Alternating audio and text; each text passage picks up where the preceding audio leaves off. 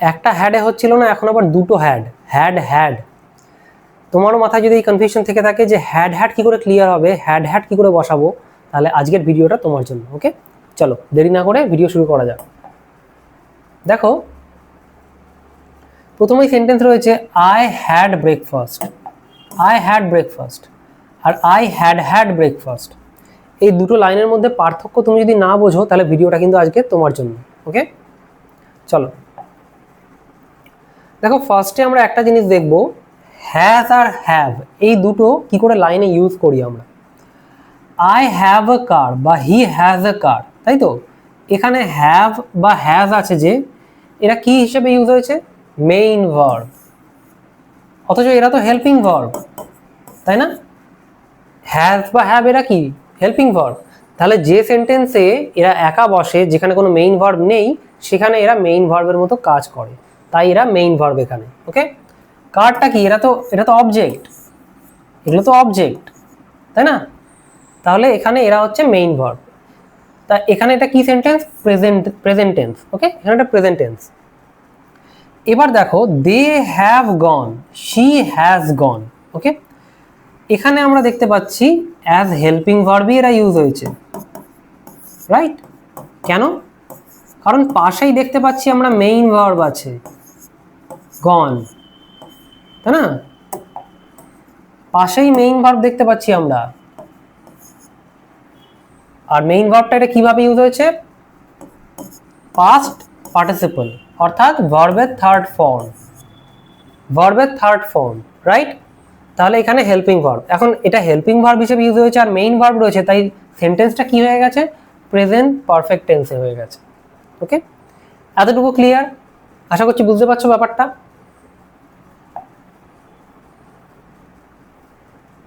So whenever has, have, had is helping verb, the main verb must be in verb এর third ফর্মে থাকতে হবে, অর্থাৎ past participle হতে হবে। ওকে, যেমন দেখো, ইটটা ইটেন হবে, গোটা গন হবে, রাইটটা রিটেন হবে, ফিনিশটা ফিনিশড হবে, আর হ্যাজ হ্যাভটা কি হবে? হ্যাড হবে। অর্থাৎ এটা কি হয়ে যাচ্ছে? ভার্বের থার্ড ফর্ম। বোঝা যাচ্ছে? পাস্ট পার্টিসিপল ফর্ম, যেটাকে আমরা ভার্বের থার্ড ফর্ম বলছি। ওকে, তখন এটা কি হয়ে যাবে? আরেকটা কি হবে? Main verb. হ্যাডটা কিভাবে ইউজ হবে তখন? মেইন ভার্ব হিসেবে। তাহলে বুঝতে পারছো, ভার্বের third form past participle main verb হিসেবে কাজ হবে তখন, যখন এটা ভার্বের থার্ড ফর্ম হিসেবে ইউজ হচ্ছে। ওকে, চলো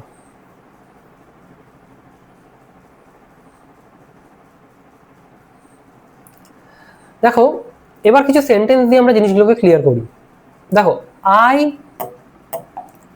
I have had this phone for 5 years. I have had this phone for 5 years. এখন এখানে হ্যাভ আছে, এটা কি? এটা হেল্পিং ভার্ব। হ্যাডটা কি? Main verb. আমরা এখনই শিখলাম ভার্বের থার্ড ফর্ম হিসেবে ইউজ হলে মেইন ভার্ব হিসেবে কাজ করবে। তাহলে I have had this phone for 5 years, মানে আমার এই ফোনটা 5 বছর ধরে আছে। 5 বছর ধরে আছে মানে জিনিসটা পাস্টে হয়েছে, কিন্তু তার এফেক্ট এখনো আছে। বুঝতে পারছি ব্যাপারটা? আমার এই ফোনটা 5 বছর ধরে আছে, যার জন্য এটা কি হয়ে যাচ্ছে? পারফেক্ট টেন্সে হয়ে যাচ্ছে। Okay, perfect tense, present perfect tense, যেটা হয়ে গেছে কিন্তু তার এফেক্টটা এখনো রয়েছে। ওকে, ঠিক সেরকমই দেখো, we have had this house since 2018। 2018টা তো চলে গেছে, কিন্তু আমাদের তো এখনো এই হাউসটা আছে। হ্যাভ হ্যাড বলেছে, আছে এখনো, হুইচ মিনস যেটা হয়ে গেছে পাস্টে, কিন্তু তার এফেক্টটা এখনো রয়েছে। তাহলে সেটা হয়ে যাচ্ছে প্রেজেন্ট পারফেক্ট টেন্স। ওকে, এবার এই লাইনটাতে একটু ফোকাস করো। ওকে, দেখো, we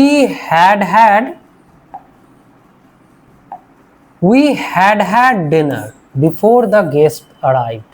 ওকে, বুঝবে ব্যাপারটা ভালো করে।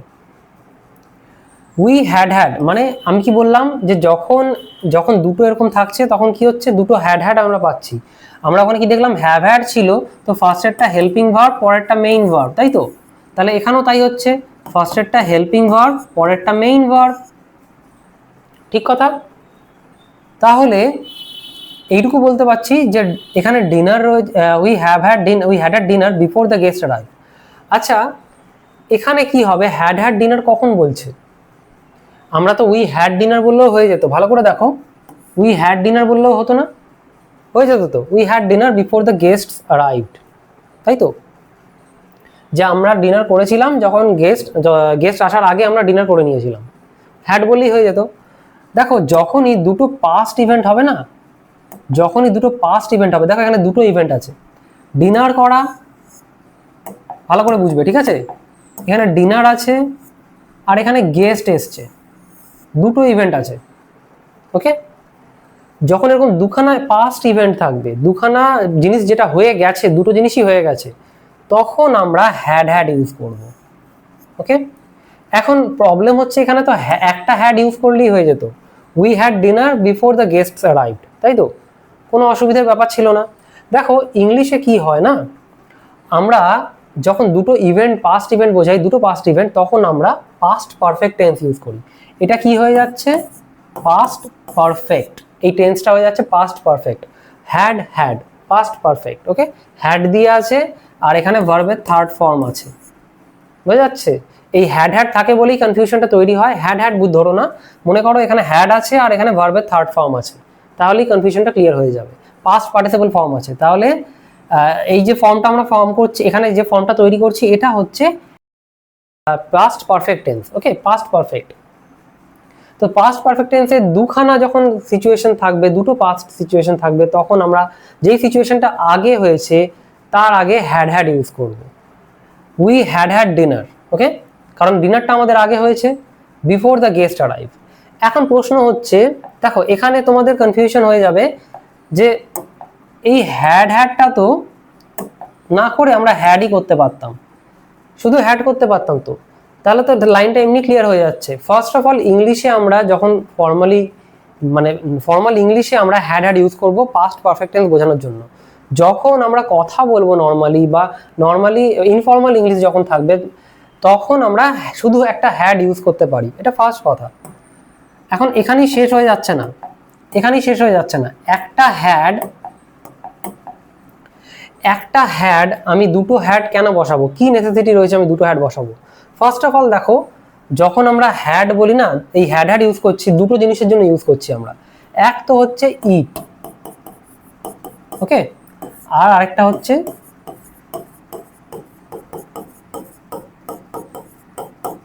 ওকে, ইটিং আর পজেশন, এই দুটো টাইমে আমরা সবসময় হ্যাড হ্যাড ইউজ করব, ওকে। মাথায় রাখবে, কোনো কিছু ইট খাওয়া আর কোনো কিছু পজেশন, ওকে। তাহলে যদি তাই হয় তাহলে এখানে একটা হ্যাড হলেই তো ঝামেলা মিটে যায়, ঝামেলা তো একটা হ্যাড হলেই মিটে যায়, দুটো হ্যাড কেন, দুটো হ্যাডে তো দরকারই নেই। এখন এখানে প্রবলেম তৈরি করছে এই কথাটা, বিফোর।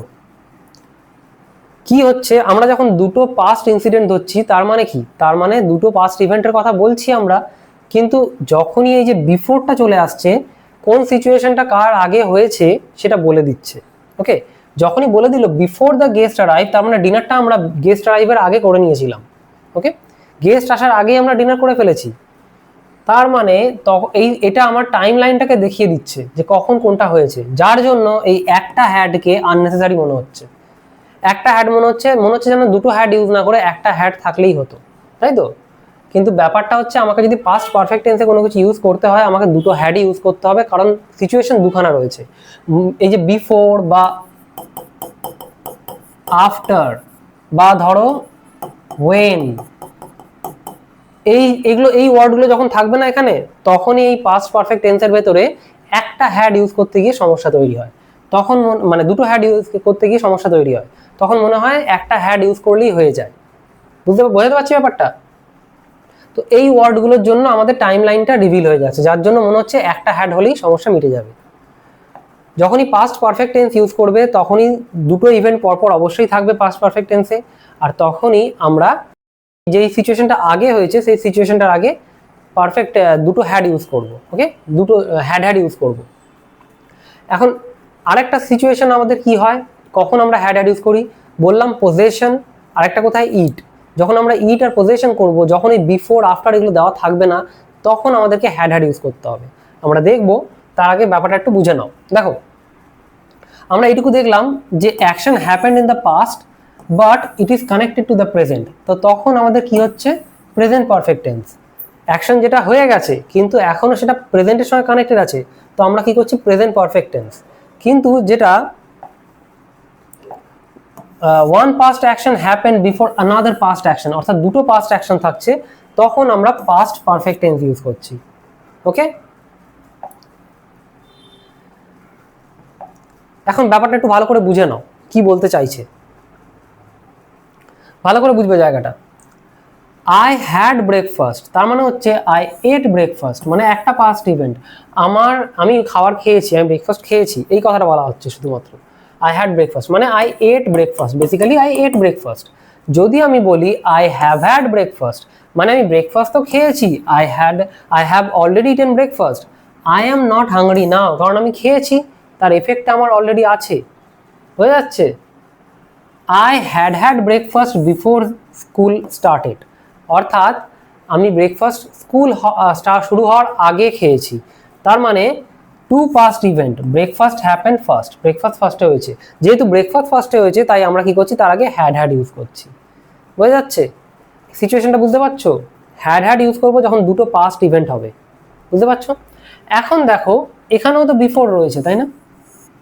তো বিফোর রয়েছে, তো এখানেও মনে হচ্ছে একটা হ্যাড ইউজ করলেই হয়ে যেত।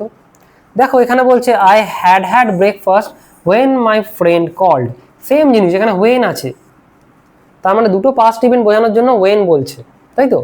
ধরো আমি যদি বলি, চলো উপরের দিকে যাই একটু, তাহলে বুঝতে পারো। সো ভালো করে দেখবে, আই হ্যাড ব্রেকফাস্ট, ঠিক আছে, আই হ্যাড ব্রেকফাস্ট রয়েছে। এখন এখানে আমি যদি বলি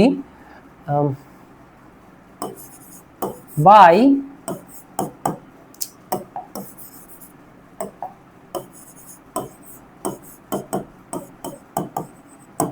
by 7 PM I had breakfast. দেখো এখানে কিন্তু কোনো কিছু বিফোর, আফটার, ওয়েন এসব দিয়ে লাইনটাকে শেষ করছে না, বাই দিয়ে জুড়েছে, তাহলে তোমাকে এটা দুটো জিনিস বোঝা যাচ্ছে। 7 PM এর কথা, একটা ফিক্সড টাইমের কথা বলছে, সো আই হ্যাড ব্রেকফাস্ট, অর্থাৎ দুটো পাস্ট ইভেন্টের কথা বলছে। 7 PM-টাও চলে গেছে আর ব্রেকফাস্টটাও হয়ে গেছে। 7 PM এর আগে আমি ব্রেকফাস্ট করেছি, বোঝা যাচ্ছে? আর 7 PM এর আগে ব্রেকফাস্ট করেছি বলে ব্রেকফাস্টের আগে আই হ্যাড ইউজ হচ্ছে, বুঝতে পারছি? দুটো পাস্ট ইভেন্টের আগে ইউজ হবে। আচ্ছা, যাদের এখনো আইডিয়া ক্লিয়ার হয়নি, এবার ধারণাটা আরেকটু ক্লিয়ার হয়ে যাবে। দেখো হোয়াট ডিড ইউ, তোমাকে যদি জিজ্ঞেস করে কেউ, তোমাকে যদি মানে হঠাৎ করে জিজ্ঞেস করলো যে what did you eat before coming to school, স্কুলে আসার আগে তুমি কি খেয়েছিলে, তুমি বলতেই পারো আই হ্যাড ব্রেকফাস্ট, বলতেই পারো, মানে আমি ব্রেকফাস্ট করেছি স্কুলে আসার আগে। ওকে, ধারণাটা বুঝবে, এই তিনটে লাইনের মধ্যে ধারণাটা বুঝবে কোথায় পার্থক্যটা হচ্ছে, ওকে, কোথায় ডিফারেন্সটা আসছে।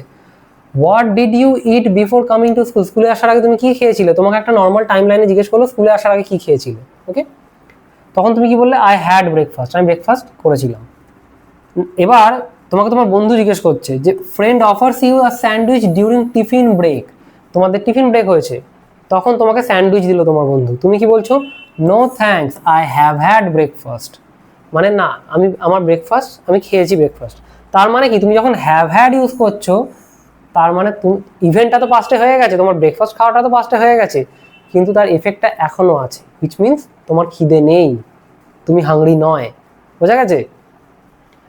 এবার তোমাকে জিজ্ঞেস করছে why were not you hungry during the first class, why were not you hungry during the first class, okay, because I had breakfast before coming to school, স্কুলে আসার আগে I had breakfast, okay, breakfast হয়েছে, স্কুলে আসা হয়েছে, তো দুটো situation হয়েছে, তুমি কি করছো, ব্রেকফাস্টটা করেছো। এখন ভালো করে বোঝো, তোমাকে কখন জিজ্ঞেস করছে, জিজ্ঞেসটা কখন করছে, why were not you hungry during the first class, তার মানে ধরো সেকেন্ড ক্লাস চলছে, ফার্স্ট ক্লাস সেকেন্ড ক্লাস, আর তোমার ব্রেকফাস্ট, ভালো করে বোঝো ব্যাপারটা, ভালো করে বুঝবে।